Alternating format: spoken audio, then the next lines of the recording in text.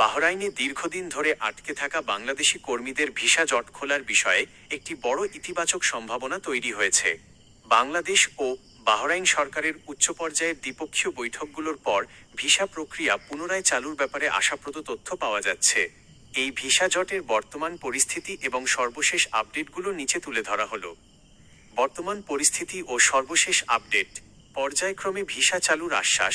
Bahrain সরকারের উপস্বরাষ্ট্রমন্ত্রী ও পররাষ্ট্রমন্ত্রীর সাথে বাংলাদেশের উচ্চ পর্যায়ের প্রতিনিধিদের ইতিবাচক আলোচনা হয়েছে।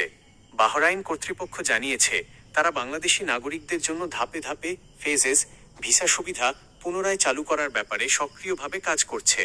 যেসব ভিসাকে অগ্রাধিকার দেওয়া হচ্ছে, প্রাথমিকভাবে ব্যবসায়ী, বিভিন্ন পেশাজীবী, প্রফেশনালস এবং দক্ষ ও আধাদক্ষ ও আধাদক্ষ স্কিল্ড অ্যান্ড সেমি স্কিল্ড কর্মীদের ভিসা চালুর ব্যাপারে জোর দেওয়া হচ্ছে। পাশাপাশি বাহরাইনে অবস্থানরত বাংলাদেশিদের জন্য ফ্যামিলি ভিসার বিষয়টিকেও আলোচনার টেবিলে রাখা হয়েছে। আটকে পড়া প্রবাসীদের ভিসা নবায়ন, ভিসা রিনিউয়াল। সম্প্রতি বাহরাইনস্থ বাংলাদেশ দূতাবাস একটি গুরুত্বপূর্ণ নির্দেশনা জারি করেছে।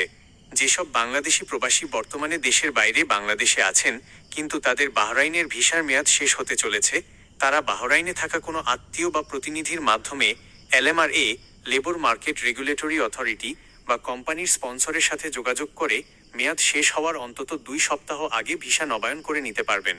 জরুরি নোট, বাহরাইনের ভিসা সংক্রান্ত যে কোনো অফিসিয়াল আপডেট বা জটিলতায় প্রবাসীদের সরাসরি বাংলাদেশ দূতাবাস, মানামার অফিসিয়াল ওয়েবসাইট ফলো করার অথবা দূতাবাসের ইমার্জেন্সি হটলাইন নম্বরে 973333755155 যোগাযোগ করার পরামর্শ দেওয়া হচ্ছে।